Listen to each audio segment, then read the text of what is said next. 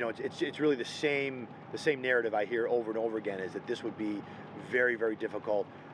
Their prices are fixed; they can't pass those on. So any increase in their overhead is going to be bad for their employees, because they're going to have to cut hours, and also bad for their bottom line. But just trying to hear that, so it's not just anecdotal for me. I can say, I was at these farms. We know that there's been no hearings out in Western New York. We know that the sponsor is not visiting farms. She doesn't even have a farm in her district. So I'm trying to fill that void, to push back on some of these narratives that are being justified as to why we need to have this legislation in New York. Well, I learned, first of all, that there's a lot of global challenges for our dairy farms, right? Not just in New York, but across the United States and really across the globe, that they are up against. And so those pressures aren't going to go away. And in fact, these kinds of legislation, this kind of legislation, makes those challenges more acute. We had a 9% contraction in agriculture in farms in New York State over the last 5 years, from 2012 to 2017. The bulk of that, or a good portion of that, was on our dairy farms.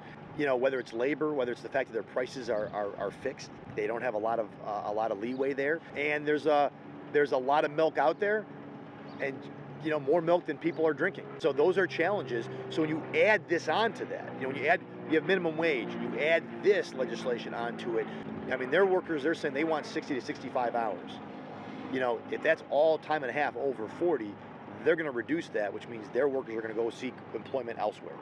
And so that's going to further hurt their ability. They have 3 farmers, 28, 26, and 25. A new generation, right? The next generation of farmers here to keep this going, but they need to be able to sustain each of those individuals, right? That needs to be profitable for all 3 of those family members. And if they can't make that a go, maybe they're not able to continue on. And that impacts consumers. That impacts folks here in New York State who want to buy their products from New York State farms, who want to buy their products from locally grown farms, locally grown here in New York.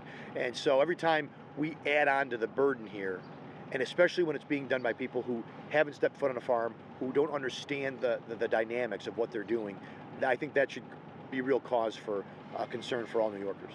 After our hearing, I know that a lot of folks called on the governor to be a voice of reason. The Department of Labor, which works for him, came out in support of the legislation, almost doubling down on the legislation. So that was cause for concern to me, because to say you're supportive of the legislation as is, again, that to me is just a non-starter, would be terrible for the state of New York, terrible for upstate, terrible for Western New York. But if somebody's willing to step up on the other side, maybe it's Senator Metzger. She's the chair of agriculture. She hopefully would be the one in the room to say, look, I chair agriculture, I'm talking to these farmers, and I'm hearing a lot of concerns. We have to try to make this bill better or more palatable. That would be a good start. But I think I give credit to the farmers that I've talked to. They are stepping up and saying, look, we're not against everything in this bill, but as the bill is drafted right now, this would be really a killer for a lot of these smaller farms, certainly nowadays, right? So we saw on their Twitter feed, and I know they wouldn't do that if they didn't have the blessing from the second floor, from the governor. And as you said, I was surprised. Normally, we always hear from agencies, we don't take positions on pending legislation. Apparently, they made an exception for this bill, or whoever runs their Twitter account did.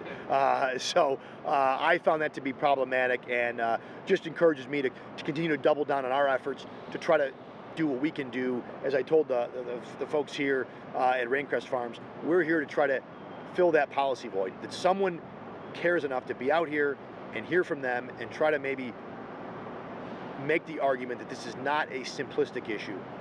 There's a lot of aspects. This is a dynamic industry, and that this bill as written will simply hurt New York State.